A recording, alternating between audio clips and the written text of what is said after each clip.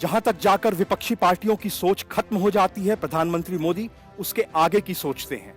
यह ऐसे ही नहीं कहा जाता है, बल्कि इसके पीछे सच्चाई भी है। अब हैदराबाद में भाजपा के राष्ट्रीय कार्यकारिणी में प्रधानमंत्री मोदी ने ऐसा ही कुछ कर दिया, जिससे पूरे विपक्षी कुनबे में खलबली मच गई। प्रधानमंत्री मोदी ने पार्टी के नेताओं को पसमानदा मुस्लिमों पर काम करने की सलाह देकर बड़ी हलचल मचा दी। ये वही पसमानदा मुस्लिम हैं जिनकी मुसलमानों में करीब 80% आबादी है, और यही तबका मुस्लिम समाज में सबसे पिछड़ा और वंचित है। यही तबका ममता बनर्जी से लेकर लालू प्रसाद तक, अखिलेश यादव से लेकर कांग्रेस तक का वोट बैंक है। इन सब की सियासत इनके भरोसे ही परवान चढ़ती है। लेकिन अब प्रधानमंत्री मोदी ने इस बड़े वोट बैंक में सेंध लगाने का इरादा जाहिर कर दिया है, तो जाहिर है कि भाजपा के पास इसका रोड मैप भी होगा और पूरी योजना भी। प्रधानमंत्री मोदी ने जिस सोशल इंजीनियरिंग की बात की, वो यूं ही नहीं की थी। इसके पीछे पार्टी की पूरी रिसर्च रही है। प्रधानमंत्री के वक्तव्य के पीछे 2022 के उत्तर प्रदेश विधानसभा चुनाव के नतीजों की पूरी रिपोर्ट थी। ये रिपोर्ट बताती है कि पसमानदा समाज के 8 से 10% गरीब मुसलमानों ने भाजपा को उसकी लाभार्थी योजनाओं के चलते वोट दिया है। लाभार्थी वोटरों में इस समाज के करीब 20 से 25% लोग शामिल हैं। आर्थिक रूप से गरीब और शिक्षा के मामले में भी काफी पीछे रहने वाले पसमानदा समाज को मुख्य धारा में लाने के लिए राष्ट्रीय स्वयंसेवक संघ भी फोकस कर रहा है। यूपी विधानसभा चुनाव में 34 मुस्लिम विधायक जीतकर विधानसभा पहुंचे हैं, जिनमें से 30 पसमानदा समाज से आते हैं।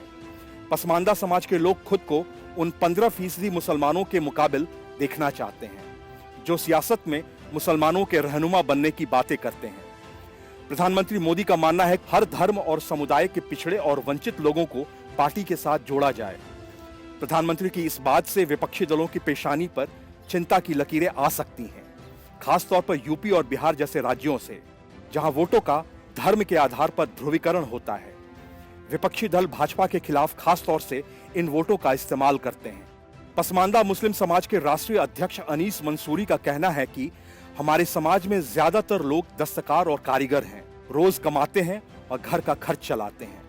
बहुजन समाज पार्टी और समाजवादी पार्टी ने हमें सपने दिखाए, वोट लिया, मगर चुनाव के वक्त किए गए वादों को भूल गए। जबकि केंद्र और यूपी की भाजपा सरकारों ने जो योजनाएं चलाई, उसमें बिना जाति धर्म देखे सबको लाभ दिया। इसीलिए 2022 में हमारे लोगों ने भाजपा को वोट दिया। राशन, शौचालय, प्रधानमंत्री आवास योजना, आयुष्मान योजना का सीधा लाभ हमारे तबके के लोगों को मिला। हमारे प्रतिनिधि मंडल ने पिछले महीने गृह मंत्री अमित शाह से मिलने का वक्त मांगा था। पसमानदा समाज प्रधानमंत्री जी का शुक्रगुजार है कि उन्होंने हमारी सुध ली। मायावती ने 2007 के चुनाव में जब सोशल इंजीनियरिंग की बात की थी, तो उसमें मुस्लिम पसमानदा समाज के लोगों को भी जोड़ा था, मगर उनके सरकार में आने के बाद भी इस समाज के लोगों को लगा कि वो हाशिए पर ही हैं। उनसे किए गए वादे पूरे नहीं हुए। बसपा में भी मुस्लिमों के उच्च वर्ग के नेता ही राज कर रहे थे। 2012 के विधानसभा चुनाव में पसमानदा मुस्लिम समाज ने फिर से समाजवादी पार्टी को समर्थन दिया।